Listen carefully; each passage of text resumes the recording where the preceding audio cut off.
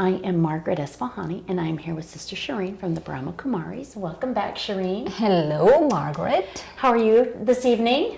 Fabulous. Wonderful. Well, we are talking about strength training, and strength training in particular with our soul fitness, and why that is the core and foundation for strength for soul fitness. So, Shireen, share with us some of the components of the strength training that we need to be aware of, please.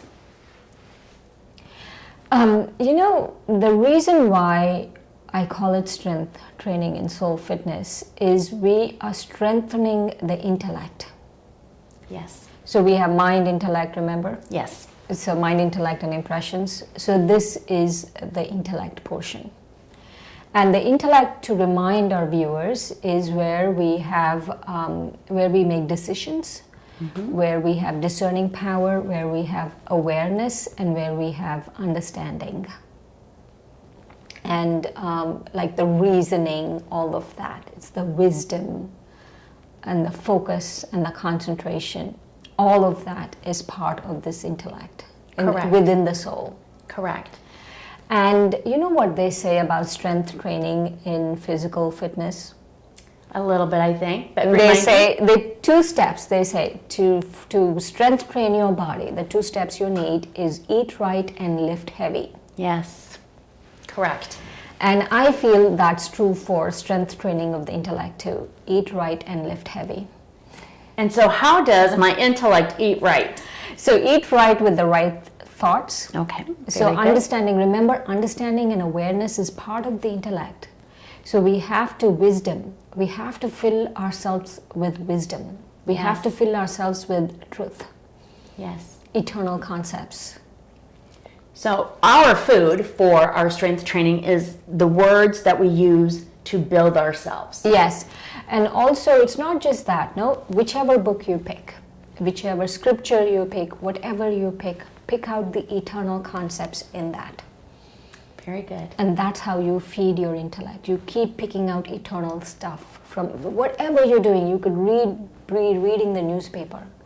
Right. I mean, considering today's climate, there's not much wisdom going on, but still, yes.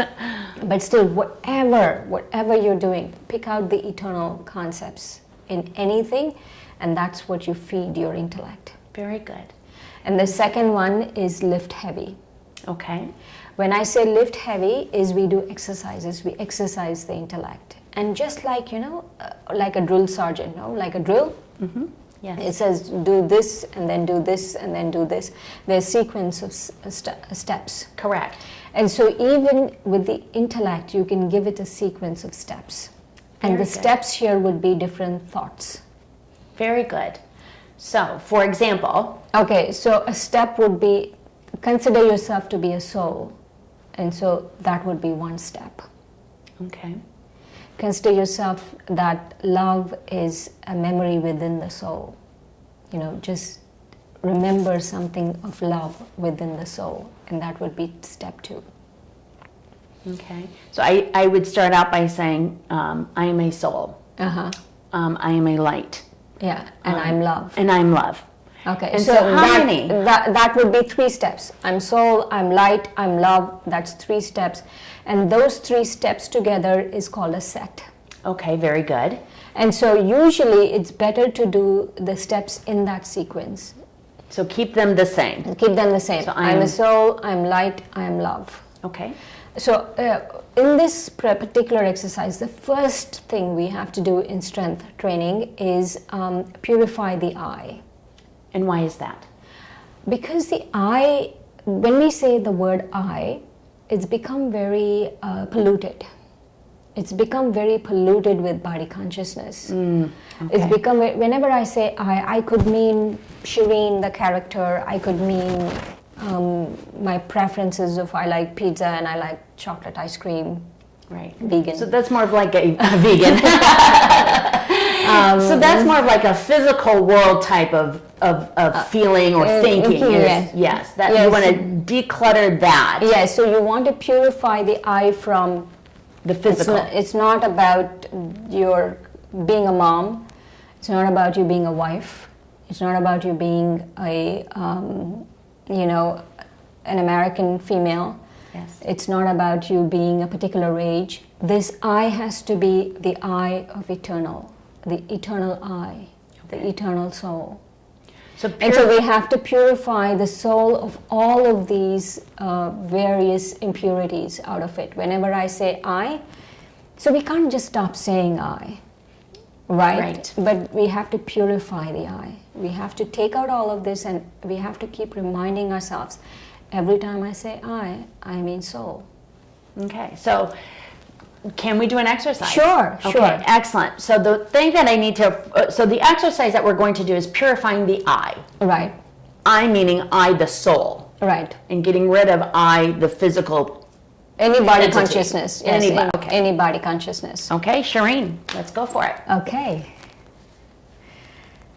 So, my dear viewers, remember, watch your breath. In and out. And just watch it. You're signaling to your body to relax.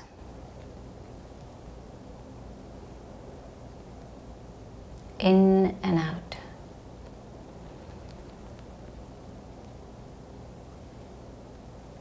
And now slowly pull yourself, your consciousness, behind these eyes at the base of the brain. And visualize yourself as a soul, as a being of light.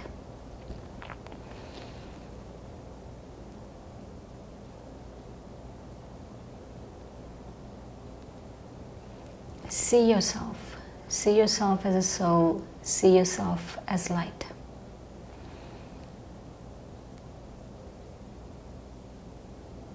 And now, talk to yourself. Say, I am a soul, I am light, while you're seeing yourself as a soul.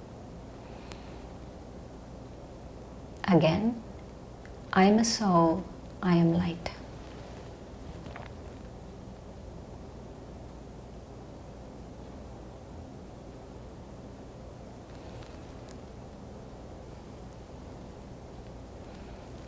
And now go within and repeat it. When I say I means soul, eternal soul. Not to do with the body or the labels of the body. But when I say I mean soul.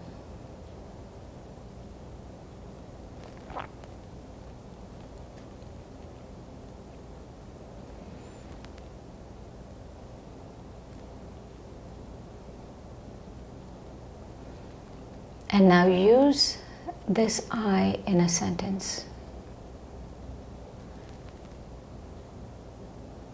For example,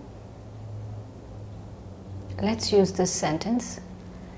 I am love, I am loved, and I'm lovable. But every time you say I, just remember the eternal soul, you, the eternal soul.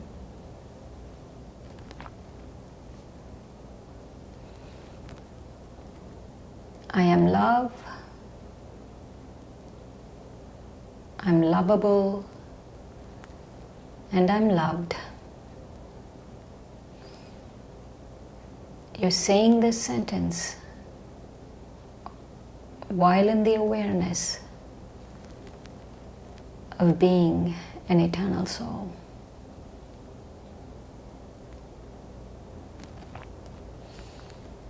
This is how you purify the I.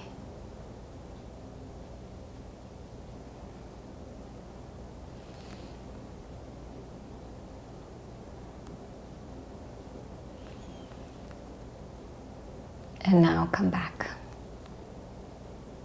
to this room.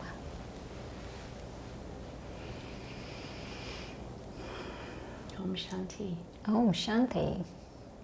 It's really beautiful, Shireen. Thank you once again for a beautiful meditation.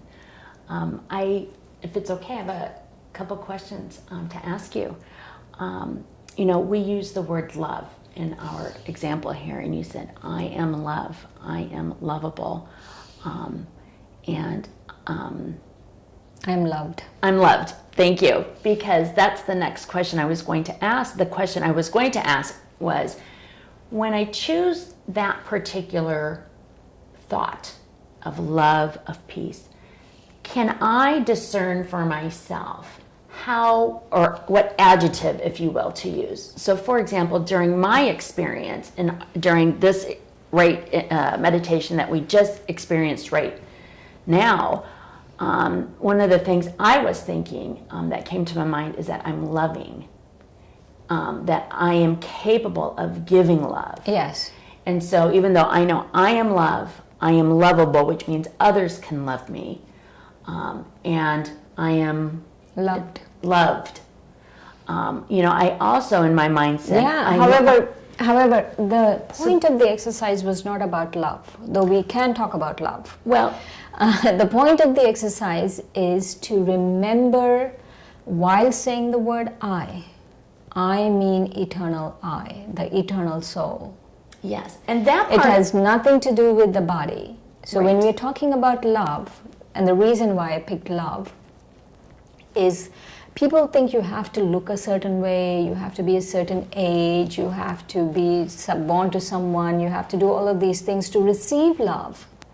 right, Right? Right. But no, the eternal soul can and is capable of receiving love when you come into the awareness of being the eternal soul. Right. So when we take this I away from all kinds of body consciousness, that is when I experience love. okay, But the point is of taking ourselves away from the I, that we have to purify the I. That's actually a very subtle and difficult thing. yes, Because we're so immersed in body consciousness Yes. that it's a very subtle thing that we keep forgetting. right, That every time I say I mean one of something about body consciousness. right. And so just going back really quick, just to clarify, when I'm using, it doesn't matter if it's peace or love or bliss or any one of my thoughts, in my experience, I wanted to, in my mind, say that I am a loving soul. And so when, as individuals, when we're doing our own exercise, we can, if you will, choose the right adjective, if you will, if that's the right word, Yes. to help us describe ourselves. Yes, and it could be any sentence. Right. The focus is on the I, Correct. not on the rest of the sentence. Right. Every time I say I, it could be anything. I'm moving, I'm touching this candle. And I could say, when I'm saying I mean eternal soul, through my hands, touching this candle. Very good. I'm touching this table. I am touching this table. Right. The eternal soul, through these hands, touching this table. Right. I'm looking at Margaret. I, eternal soul, through these eyes, looking at Margaret. Got it. Very good. So that is a fantastic, powerful statement. And you made a very good point, because you said it sounds simple, but it is very difficult. Any other words of wisdom can you give us to help us get to that purification? The steps might sound simple, or they're deceptively simple, but very profound. Yes. And so I would like you to repeat the steps. How many times should we do a set, for example, in a day? Okay, like this set, no, about purifying the I, 8, 9 times, 10 times A day. a day, yes. Okay. And so it's deceptively simple, and it seems so, but when you keep doing it, you will realize the beauty of it, and you will realize how difficult it is. So I don't want our audience to just hear it. No, it's just another meditation. No, this is very profound. It's very deep. It really helps us wake up. Well, and that's a great question for our next segment, is why it's important to wake up. And I think that purifying the I is crucial and helps keep our focus and does 100% strengthen our soul. With that, Shireen, Thank you very much once again for a fantastic exercise. Thanks, Margaret.